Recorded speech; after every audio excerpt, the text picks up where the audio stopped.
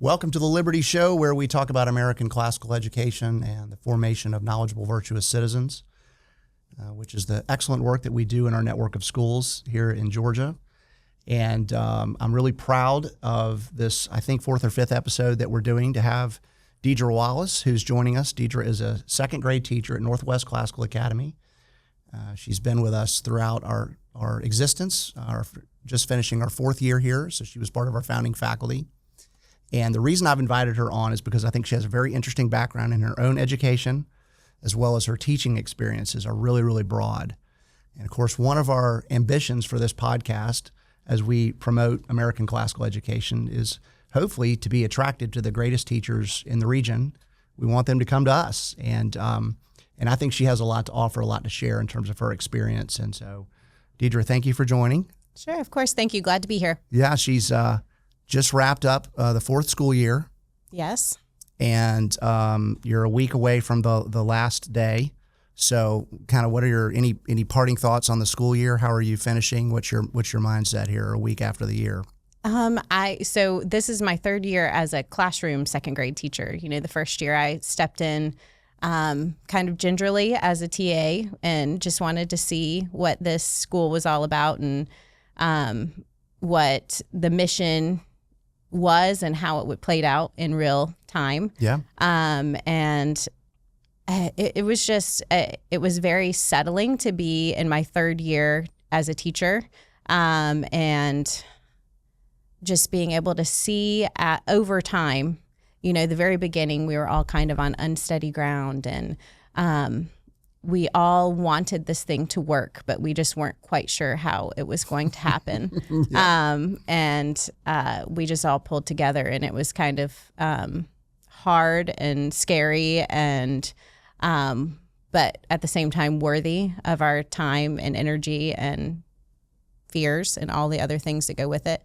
But I got to see that and then slowly see the families, the teachers, the students kind of come in line with the mission and see where we're going and why we do things differently. Yeah. So, yeah, that maturation process is a very real thing, and you've definitely experienced it.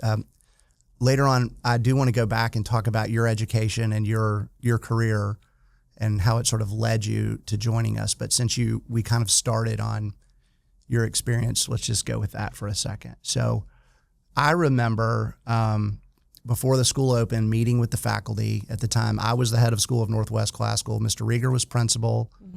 Mm-hmm. We brought 60 or 70 people together. You were one of those as faculty and staff members, kind of in pursuit of this new school, new vision.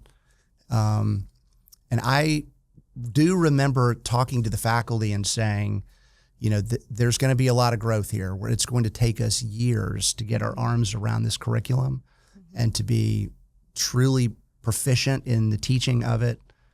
And so you've kind of alluded to it a little bit, but maybe kind of how have you seen that unfold over time? Like how have we matured and what's that been like as a teacher? I think it's, you know, our virtues, for one thing, are really easy to think in an idea. It sounds like a lovely thing. Yeah. In practice, it's hard work. And you really have to do a lot of checking yourself as an adult in the building, saying that these are things we stand for. You have to practice humility every day and say, I made a mistake. I'm so sorry. We need to go back and do this again. And it just makes you more mindful, especially as you watch the kids grow and learn from speaking into their hearts and minds at once. It just makes you more mindful as an adult in the building, cultivating those character traits and, you know, everything in these children. And I think that over time, you know, the seeds that you plant just grow and they mature and it's a beautiful thing. Yeah. And then you get more parents on board. You know, I would say at the beginning of the school, you know, there was more difficulty when you had to have conversations about self-government, perhaps, you know, because in other schools, discipline may not be as high of a priority or requirement even. And I think that it really was something that over time the parents were like, oh, when the teacher talks to my child about self-government or communicates to me that they've made a mistake, it's because they care about my child and they hope to see them grow. They want the fruits of these conversations to produce children that are independent and are able to function well. Yeah, that's right. And if you can't control yourself, it's going to be a difficult road. Yes. So Yeah. I think that has been the biggest thing for me to see, just the virtues and the mission just take root, and people becoming more and more in step with one another Yeah. over time. I think you're really touching on a really important dynamic that we experience at our schools all the time, but especially kind of in the founding years. And that's sort of this tension between cultivating virtue and also intellectual knowledge. And, I think I'd be curious on sort of how you experience this, or even your advice around how you think we ought to consider this as we start a new school. But, our general sentiment has been that we do have to establish culture. We do have to establish some norms and expectations of student behavior. It's not in the least draconian. It's a very happy, joyful place. Yes. But there is an expectation for orderliness, purposefulness, all those kinds of things. And maybe in the first year or two, those actually take precedent over the technicalities of teaching a particular curriculum. So anyway, I'm just wondering how that sort of felt to you. And if I have that right in your mind, is that how we're doing it, or how do you think about that tension? I would agree with that. I think that I think it also takes time to fully know the curriculum. Mm-hmm. So for someone that is first starting out, I think I would just encourage them to let the curriculum do the work. Yeah. I think sometimes when you come from other educational backgrounds, it's tempting to add a bunch of fluff or to try and make things more entertainment versus let's look at this beautiful piece of literature and actually have a conversation around it. Yes. And I think we can shortchange children when we don't allow the curriculum to shine and allow them to have conversations and ideas and make connections with their lives and the world around them. So I really, I think that the curriculum, if you can focus on the virtues and on discipline and getting that mission really solid, while just getting familiar with the curriculum, let these amazing old books, speaking of true things, shine and, drive you, then over time you can develop other things like, our Pioneer Walk and our second grade Olympics. You can pepper in those things that enhance and add fun and stuff too, but you've got to get that mission and the virtues and all of that solid in order to really be able to enjoy the other things fully. So, do you have a favorite book that you get to teach as a second grade teacher? Is there any? It's so hard to pick a favorite. I really think Charlotte's Web is my favorite. They come in so little. The first graders came and visited our classrooms a couple weeks ago just to see what it's all about on the big hall. And they're so tiny. And the story of Charlotte and just her sacrifice just touches those little hearts so much. We all cry together when Charlotte dies. And it's the spoiler alert. Yeah, sorry. And the novel is it's the first novel that the little ones have done together. Yeah, right. And they get to take home and it's theirs. So it's just really special. Sharing that first full story that takes time with them. So that's, I think, would be my favorite. That's really great. That is a great story. It is a very touching story. And it's interesting just to hear you say what you do, because that's what we do all the way through is just read the book and talk about it. Yeah. It's that simple. It is that simple. We sort of lay it in the center of the table and it becomes the object of our discussion and we learn from it. And it is kind of cool that has a beginning. Like that's they can't always do that. Right. But pretty early they can. Yep. And they can develop a love for good books early. Yeah. Well, let's maybe we'll come back into the present and maybe talk about some of the challenges and opportunities that you see. But let's step back a little bit. Maybe tell our audience a little bit about your life, your educational background, and sort of the just where you've taught and maybe lead us up to the decision to join NCA 4 years ago. Okay, sure. So I was born in New York, an Air Force brat. My dad was in the Air Force. Didn't spend much time up there, but they enough time to see me in my little snowsuit for 3 years. We got lots of pictures of that. And then we moved to Georgia for my dad's job, and I was raised in Gwinnett County, Georgia. Okay. I went to public school. I loved school. My birthday is in August, so it's always like the beginning of the school year. I loved getting Trapper Keepers and highlighters and all the fun school supplies for my birthday. So I've just always enjoyed education and had a great time learning and growing. And then when I had, fast forward, when I went to college, because I always really knew that I wanted to be a teacher. Yeah. I went for middle grades education.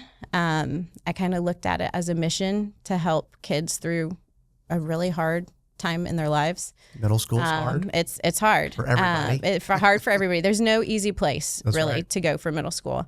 And I got my first job right out of college as an 8th grade physical science teacher, and we had a great time. It had its challenges for certain, as far as discipline and not having the common language that we have of virtues throughout the school. Mm-hmm. So that was difficult. But I knew I loved this thing of teaching kids new ideas and helping them wonder in science specifically at that time. Mm-hmm. That's sort of your specialty. You were telling me earlier, or you're a big science fan. So with the middle grades degree, you get to pick 2 subjects, and I'm kind of strange. I picked science and language arts. So I was an odd combo, but that was my decision. Yeah. And you went to school where? Kennesaw State University. Okay, yeah, right here in the neighborhood. Yeah. I had the pleasure of joining a tour of Kennesaw State's Bagwell School of Education just yesterday. Yes. Met their interim leader there and some other folks. So anyway, they've got a great program there. That campus has grown so much since I've been there. It's beautiful over there. Yes. Yeah.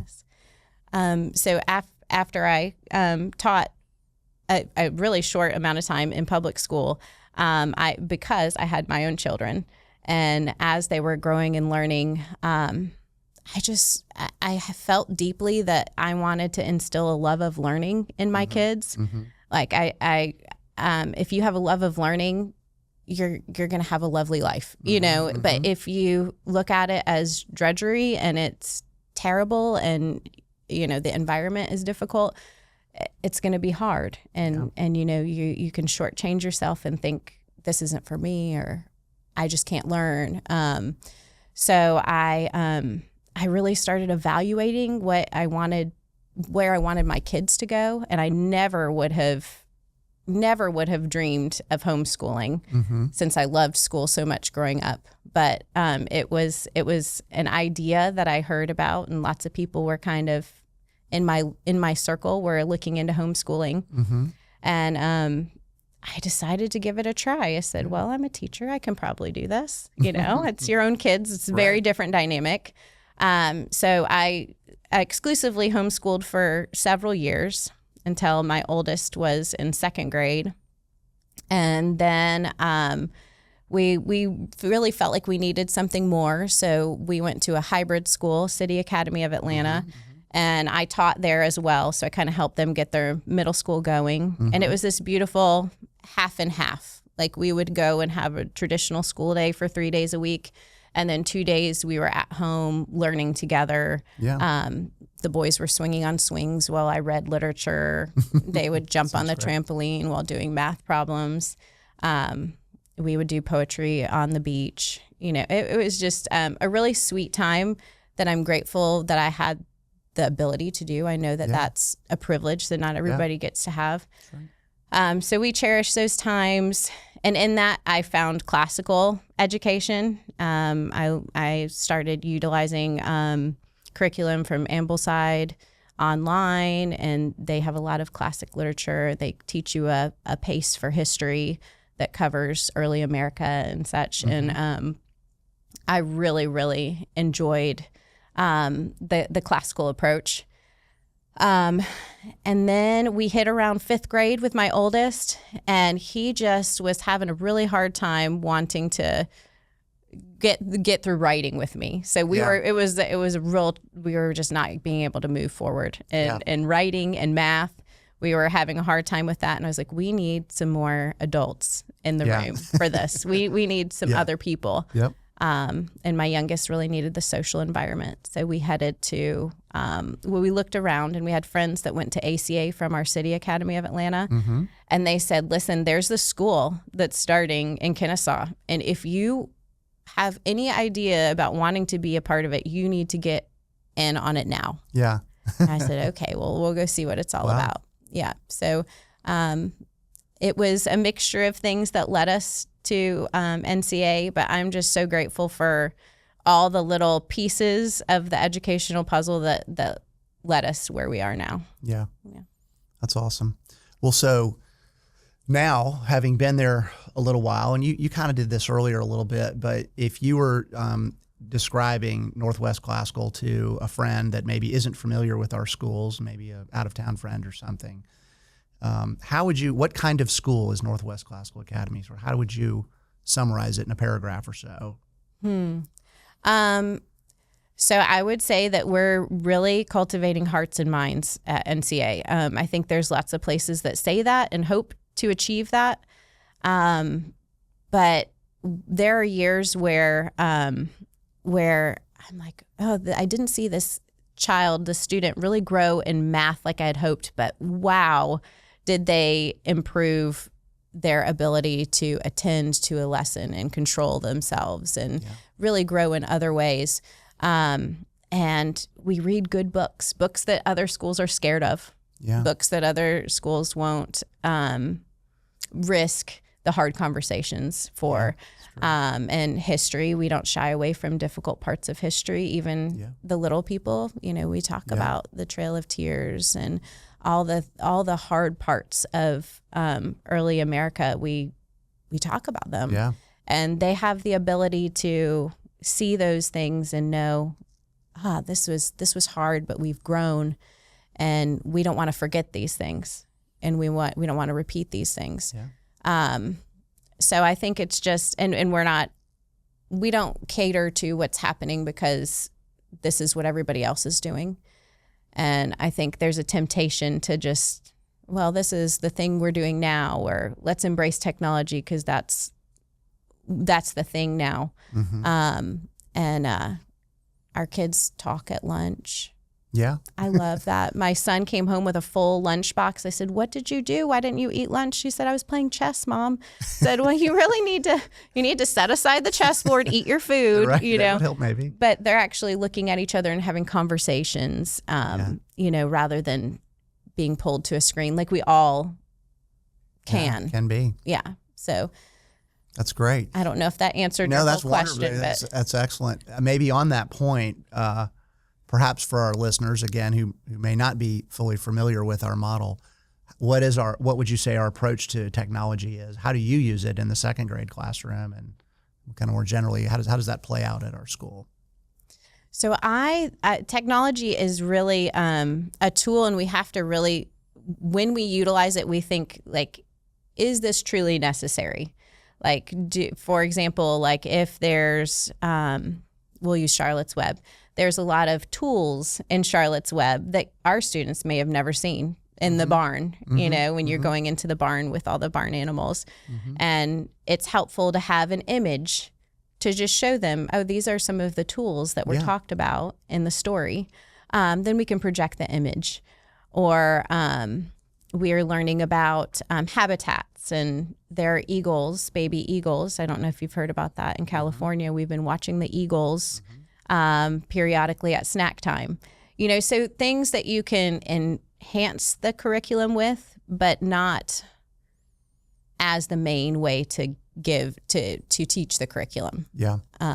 because that was one of the differences when I taught public school, is I felt like my projector was the main source of covering information, and I had to have I felt, nobody told me this, but I felt that I had to have moving slides and videos and all these things to hold their attention. Right. And I've learned now teaching at NCA that it might take time for them to wean off of those things, but they're very capable of having conversations and looking at texts and not having things for the sake of entertainment or attention grabbing. Like they can be present, and it's something that can be learned, a learned skill that's really necessary. Yeah, I'm following on that point a little bit. I wonder, as we have families that are evaluating our existing schools, Atlanta Classical, Northwest Classical, and now a whole group of families joining Cherokee Classical, the question comes up a lot in enrollment presentations. Well, my child has not been in a classical school before. Maybe they're still young, but they've been at a traditional public school or something like that. How are they going to make that transition? And there's often concern about that. Right. Kind of what's your observation about that? What kind of advice would you give to parents who maybe have that question? I would say give it time and trust the process. Try to assume the best in people, like the best intentions, because sometimes when you go into a new environment with past experiences, it's really easy to assume the worst or to feel like, oh gosh, what have I done?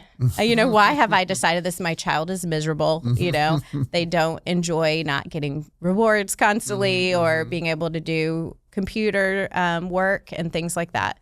But just give it time. I think that it's worthy.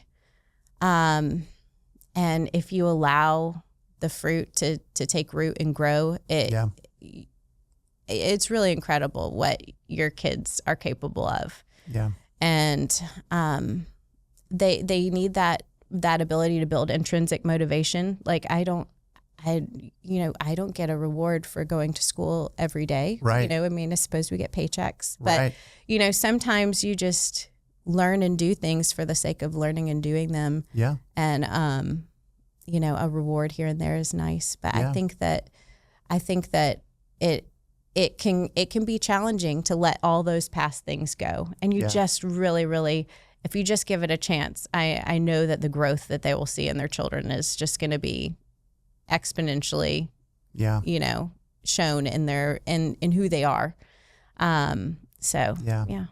One bit of feedback we hear frequently is, we know the impact the school is having by how the conversation at the dinner table changes. Yes. I don't know if you've experienced that at all, but that happens as a result of reading great books and having conversations about them and being held to account for treating people with kindness and respect and also just sort of this sense of wonder and pursuing good and true and beautiful things. It sort of awakens something in many may not have been there if they hadn't had that opportunity. Right.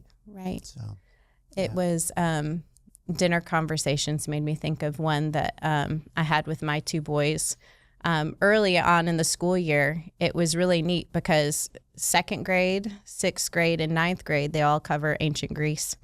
And so I teach 2nd. I have a 6th grader and I have a 9th grader. Yeah. And we were sitting there and, we were having conversations about the different gods and goddesses. And Mason, my 6th grader, would say a little bit about the story, and then Colin, my 9th grader, would be like, oh, but did you know all these details as well? And this is the proper Latin way to pronounce that name. You're not pronouncing it correctly, by the way. You need to say it correctly. So it was really neat that we were all covering ancient Greece at the same time, and we were all kind of able to add our own flavor to the conversation because of what we were learning at school. Yeah. That is a marvelous feature of our curriculum that is not by accident, that sort of spiraling nature. Right. Where in things, the kind of major themes, whether it's Greek history or American history or other things, they cycle around a couple of times, giving kids chances to sort of re-engage with the curriculum over time at higher levels of complexity. Okay. So kind of similar, maybe similar question around to teachers that maybe in the perhaps either private school or maybe in a public school environment, but probably not in a American classical charter school, and they might be considering coming to work with us, kind of what would your advice to them be about, is it a good fit, and what can you expect when you get there, and especially I guess for the newer school. I think that one of the biggest things that I know that I have a teacher that joined my team this year that came from a public school setting. I think that in the beginning, it's a lot to get used to, all the direct instruction. Mm-hmm. We don't roll out computer carts and say, practice these skills or put kids in centers. Mm-hmm. It's a lot of, I'm the expert. I know I have the knowledge and I'm going to give it to you. Mm-hmm. And we're going to practice all together. And so I think that is a big shift for a lot of teachers to get used to. However, I think that that with the discipline combined, like it's a joyous thing to be the director of your classroom and have the attention of little minds and be able to navigate a conversation because we have the peaceful environment of children that are listening and paying attention and being respectful and courteous to other students and to you as the teacher.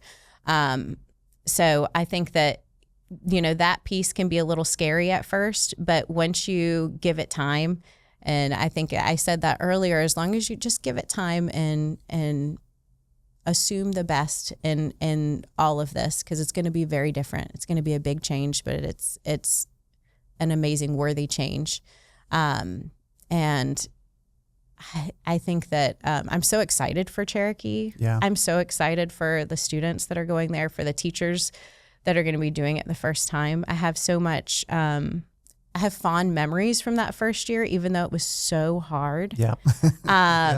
Starting something new with a common purpose and just everybody's coming shoulder to shoulder alongside each other. Yeah.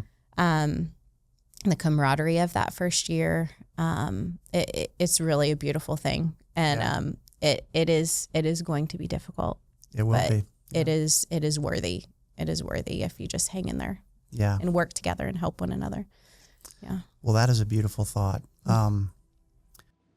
Well, let me just close then by saying that I think that you are a fabulous teacher. I think that you're a great example for others. It warms my heart to sort of just imagine your trajectory with us, and your life is a great story of engagement with your kids' education. Obviously, I mean, you are a natural born teacher, which is obvious. You've invested your time and energy in your own children's education. That you've kind of done that several times throughout your career, and now are still doing it in many respects. And just the way that you articulate our mission and articulate our culture and talk about the curriculum, I think that you are obviously a great model for our second graders, but also for other teachers. And that means a lot to me. And it's just a joy to get to see you in action. And I appreciate you making time on your off day to come in here and talk to us on that. So thanks a lot for all that you do. Well, thank you. Yeah. It was great being here. Yeah, thank you so much. Well, let me sign off here by saying I'm Matthew Kirby, CEO of Liberty Classical Schools. This has been the Liberty Show. We hope you'll join us and learn more about our work at libertyclassicalschools.org. Take care.